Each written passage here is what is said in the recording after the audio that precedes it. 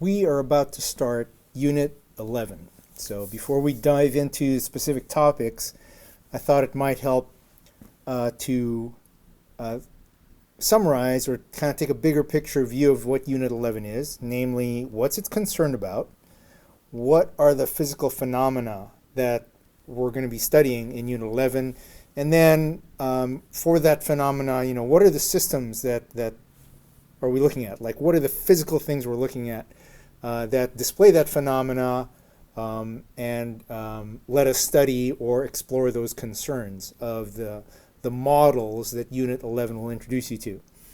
As part of that, a good question would be, well, if we're going to Unit 11, Mr. Cacnio, what from Units 8 and 9, like how do they relate? Is this a completely brand new topic? Does it use anything we studied in 8 and 9? What's going on? So we'll start with some general comments first about Unit 11, excuse me, and then we'll probably end making sure that we understand how Units 8 and 9 lead to or relate to Unit 11. So first, what is Unit 11 all about? It's about electric current. And the good news is that Unit 11 is by far probably the most practical right now.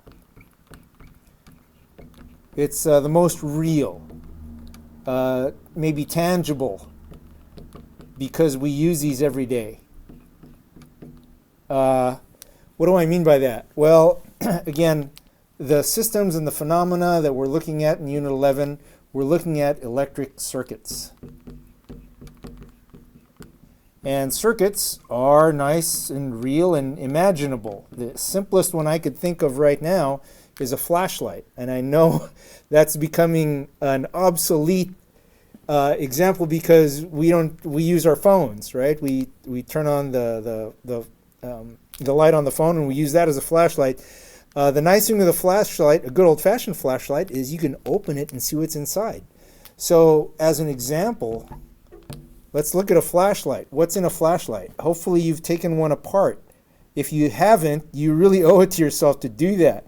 It's so simple and yet powerful to understand what Unit 11 is about. What's in a flashlight? There's a battery. And we all know batteries have things like positive and negative ends.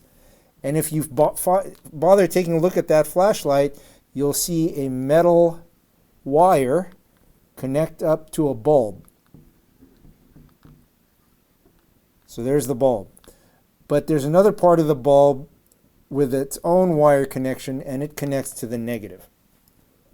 And when you flip the switch on a flashlight, you're simply connecting or creating this closed path to and from the battery, right? We've got a wire to the bulb, and then back out of the bulb or another part of the bulb back to the battery. So what that switch really does something like this. Imagine part of that wire can wiggle or can move. It's on a hinge. That's the basic kind of system we're looking at in Unit 11. This is an electric circuit. Some main differences, or why is this remarkable? Well, first of all, it actually does something, right? Creates light. Also, we can see it. So Unit 11 has us looking at systems whose parts, at least, are visible to the human eye. What's going on is still invisible because it has to do with electricity and charge and all that. But Unit 11 is all about electric circuits. What's going on now that wasn't happening before? First thing is that we now have charge that moves. Now, this isn't just kinetic energy and potential energy. It turns out that for this flashlight to work, charge has to be continuously moving. So it's not like charge is distributed when the bulb is off, and then we turn on the flashlight, and then charge gets redistributed and stays there. It's actually charge that is continuously moving. If you reflect back on the systems and phenomenon for Units 8 and 9, this was all about electrostatic.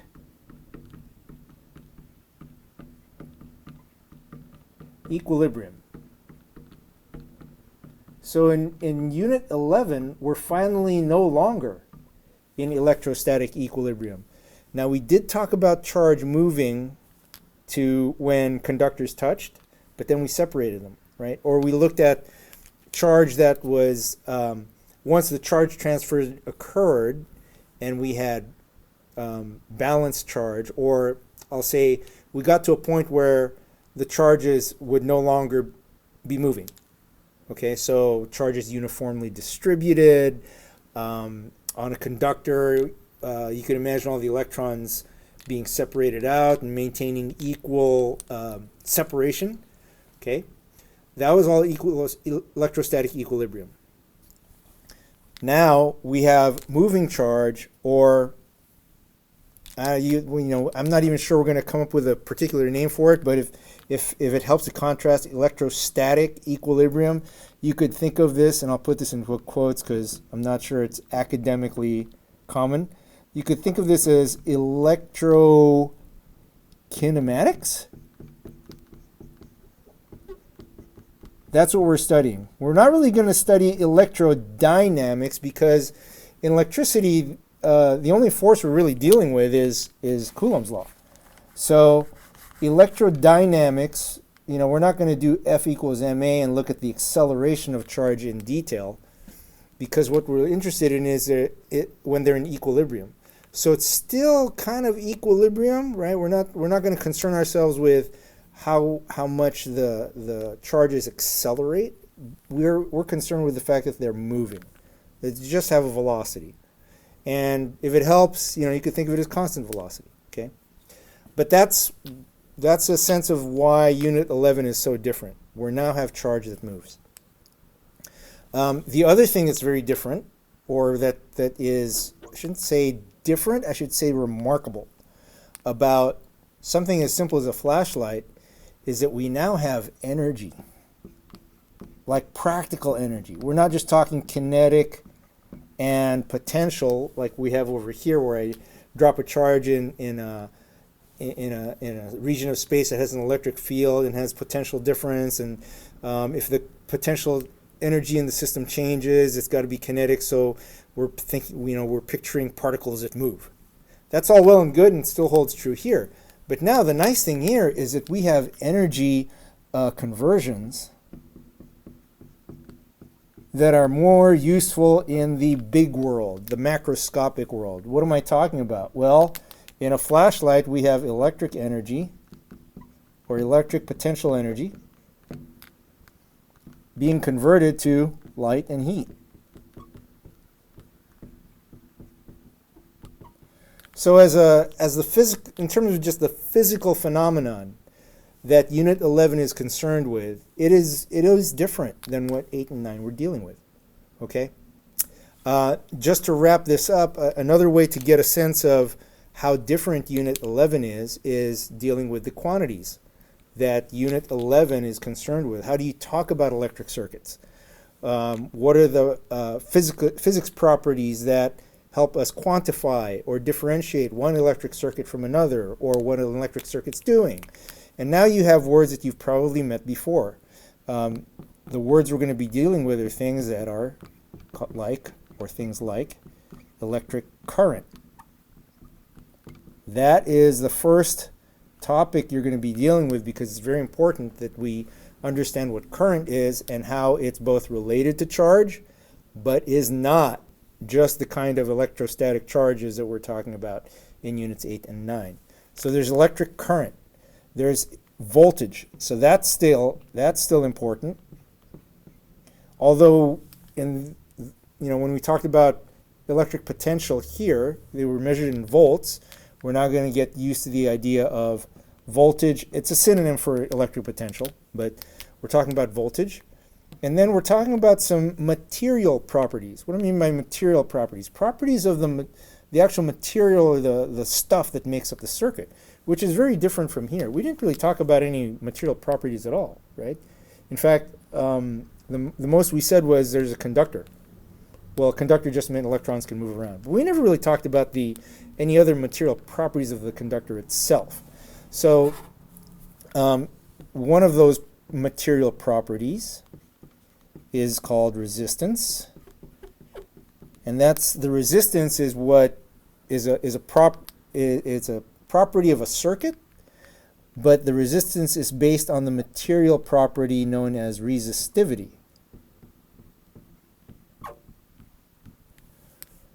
Okay, so this is Unit 11, and Unit 11's math models is all about relating these three things to each other: electric current, voltage, and resistivity. I'll add one more as a parenthetical right now because we'll get to it. It has to do with the useful characterization of energy, this energy conversion, and that's electric power, or just power. Okay. All right. So that's an overview of what Unit 11 is all about.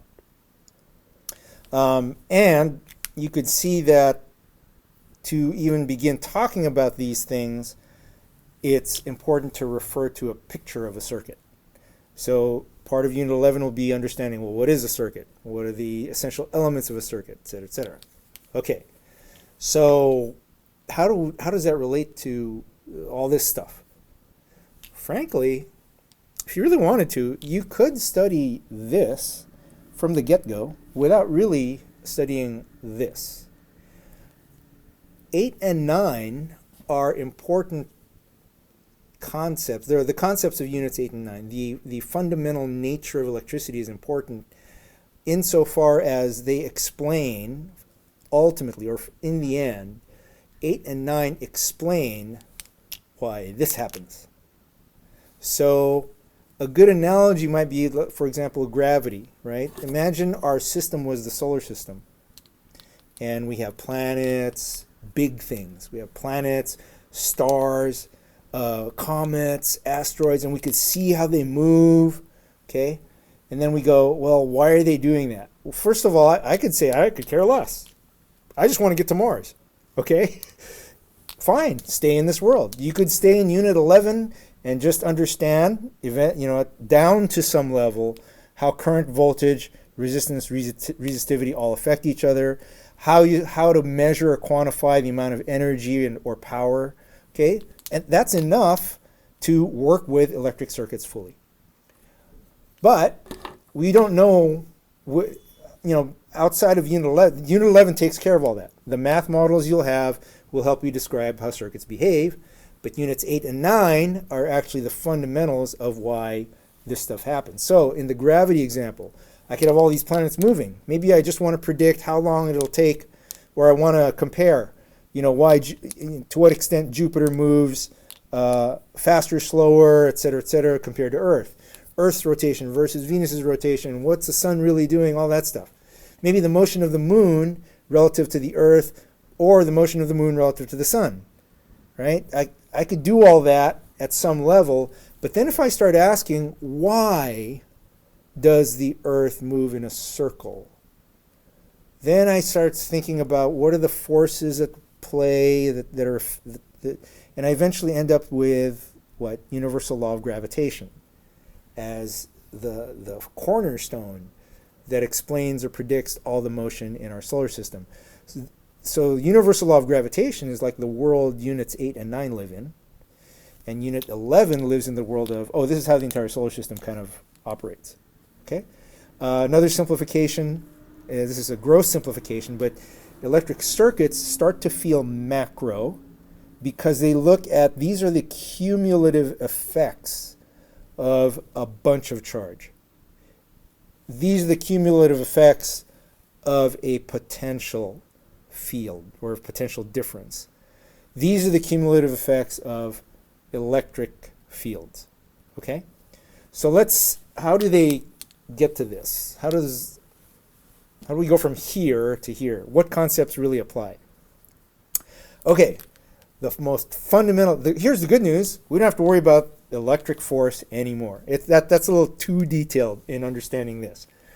I'm going to start with first characterizing how this is different.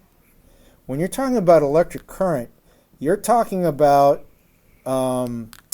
the movement or cumulative motion of a lot of charge, a lot of electrons. So current is really lots of electrons moving around. In fact, there's so many that we don't count electrons. All we do is we tell you how much charge is moving. It's like, what if I had to describe, if I had a bajillion pebbles, and I wanted to study how these pebbles, little rocks, are rolling down a slide, for example, and I wanted to describe that motion. Well, I really don't. There's so many rocks, right? Maybe it's sand. Think of sand. Oh my goodness.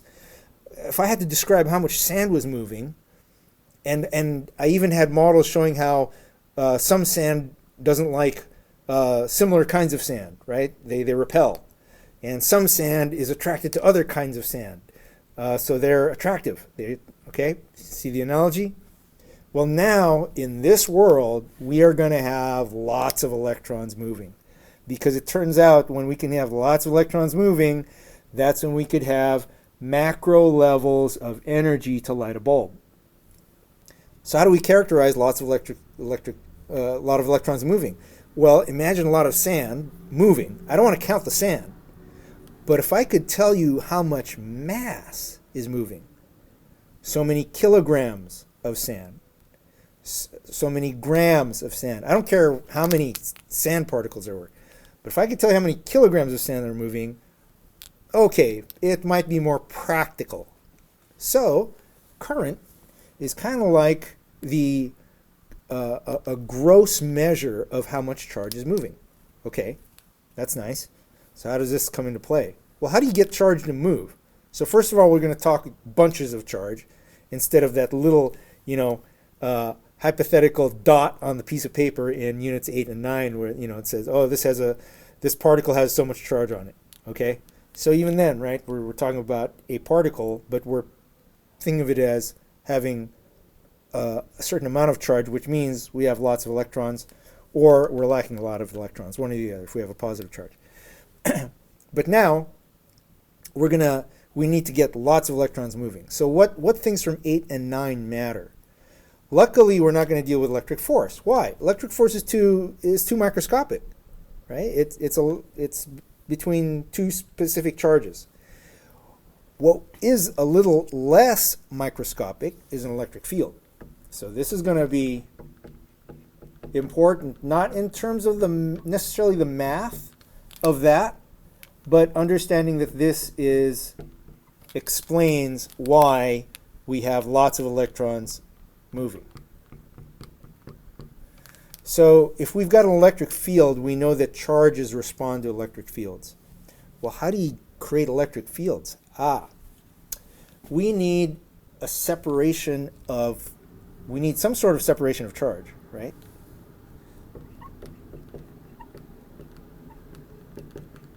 At a certain scale, we need separation of charge to create an electric field. The most common one is this idea of, so I'll just say, for example, if we can get a gross or net separation that looks something like this, now we can create the simplest kind of electric field, right? A uniform electric field. But another way to characterize that electric field, if we've got a space, or we're talking since now we're getting macro, right? We're not trying to use just our imagination. We're talking about actual measurable distances. They can be tiny. They're still tiny. We're still talking micros and millis and nanos, okay, in terms of actual distances. But they're finite, they're measurable, they're real, okay? They're engineerable. Okay, we can build small things. Well, if you've got a field over some practical space, now you've also got a potential difference.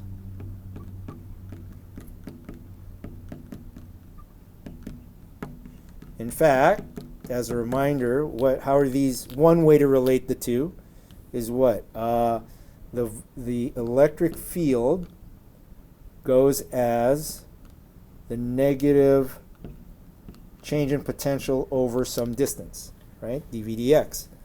So if I've got a constant uniform electric field here, this is a constant, that means there is a change in potential from here to here. Equipotential lines, right? So we've got, you're going to have views like I've got a 10 volt. In the simplest case, I have 10 volts at some point in space, and then I've got 0 volts over there. In fact, let me do this now to help you segue from here to here. You might recall that if this is a is a good old battery, you might have read on the label that it's 1.5 volts. What does that mean? Oh, that means that that battery is a source or creating a potential difference of 0 to 1.5 volts. So this is really kind of what's happening at the microscopic scale of this system, okay? And I would say the easiest idea or concept or property that helps you go quickly from here to here is actually voltage. I think. You may disagree, of course. I mean, we all understand things a little bit differently or with different levels of difficulty or ease. But one thing I would offer is, because if you've grown up using batteries, you have almost like this, you already believe in voltage, right? You know that when you put voltage in, you get energy out. Okay, so voltage is a good place to start. You can't have the circuits we're going to study, they're only interesting if we have a voltage source, a source for this potential.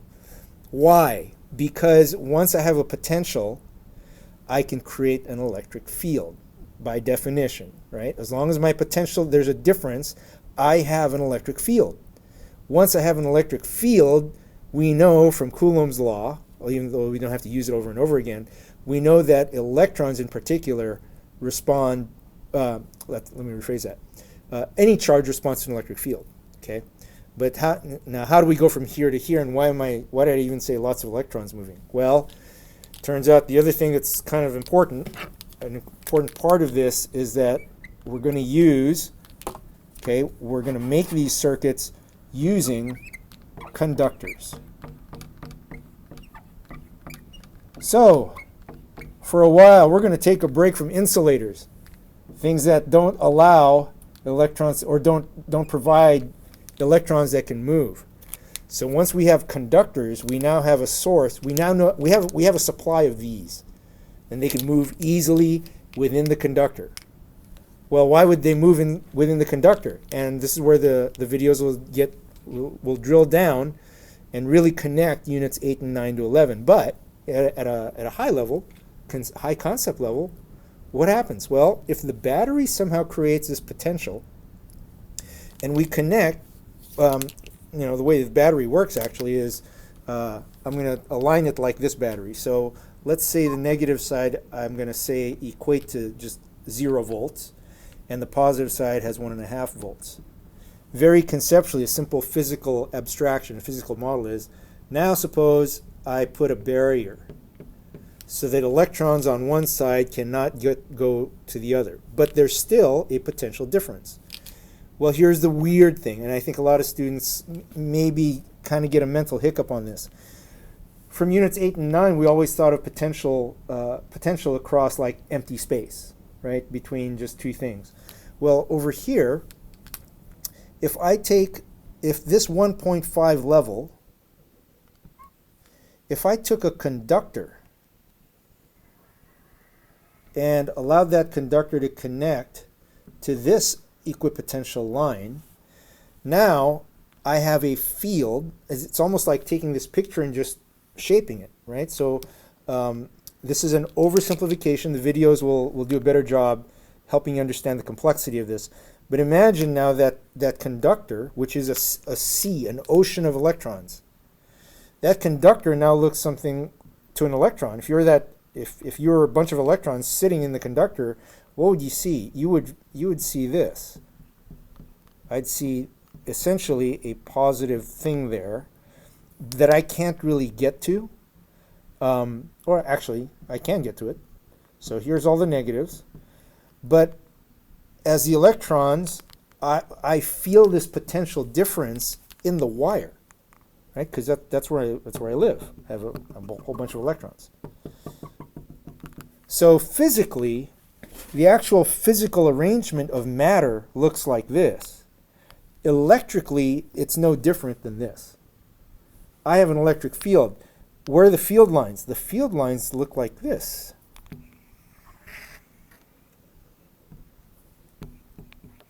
Why would they bend like that? Well, they bend to us because we could see the whole wire. It looks like it bends. To an electron in your local neighborhood, it just looks like this, right? I've got. If I'm over here in the wire, I have a little arrow going this way. What is the electron going to do? Well, it's going to move toward. It's going to go upstream, right? The electrons move against the direction of the electric field, or opposite the direction of the electric field. They don't move against it. They're helped by it. So the electrons start moving this way. All right? So that potential difference now, when you have a conductor, now it causes electrons in the conductor to move. And characterizing that movement if you limited it just to the models we have here, it would be very complicated, right? Because you'd have to picture an electron moving, kinetic energy, oh my gosh, electric field, blah, blah, blah. Not only that, over here we had electrostatic equilibrium, so that this electric field, the fields that we looked at, we presumed wouldn't be affected by the thing that's moving in them. That's why we had to keep saying test charge, test charge, test charge. Over here, no more test charge. I mean, we use a test charge to describe the strength of the field, but the cumulative effect, the general effect here, is that we have it's not as clean and tidy here. The good news is we don't have to look at the micro results or the micro. We don't have to model it at a microscopic level and look at what's happening to the electric field every time electrons move in, because electrons interact with an electric field. An electron is not really a test charge. It's affecting the electric field, okay? But in Unit 11, we're looking at the cumulative effects of that. The nice thing is we don't have to model at a detailed level what's happening, okay? So there's Unit 11. It's not this isn't a summary, but this is how we're moving from 8 and 9 in this world to Unit 11 and this world. Okay, all right. We'll see you in class, and we'll start enjoying our first topic on electric current. Oh, so as we move through this, the first topic, we really do kind of unpack electric current. So think of the first topic in Unit 11, 11.1, it actually goes back to this and starts to help you understand and abstractize what lots of moving electrons, right? How current it does that, and how it's still really just the cumulative effect, or a lot of this happening at once. So a lot of electrons moving. Okay, so the first topic still it'll get into kind of the weeds and the details of electric field and what's quote unquote real, what's really happening in the wires. But once we get that out of the way and we could talk at these more macro levels of current, that's where things get pretty easy. Oh, final comment might be, Unit 11 is actually, in my opinion, the funnest and easiest of all the units we're going to study. So you're doing senior applications, well, for the seniors at least, right? You're doing work on applications. The first semester is the one that counts. Good news. Unit 11 has a lot of weight in first semester, and it's the easiest one. So we'll tackle all the really complicated, sophisticated, sexy stuff in the spring semester when we come back to this and look at uneven or more complicated distributions of charge. And we'll have to do a lot of integrals, okay? But for now, put your seatbelts on. We can go through this pretty quickly, I think, but it's also one of the funnest, and we're going to do labs, and we're going to play with electricity, and we're going to measure it, and we're going to understand these properties through the labs.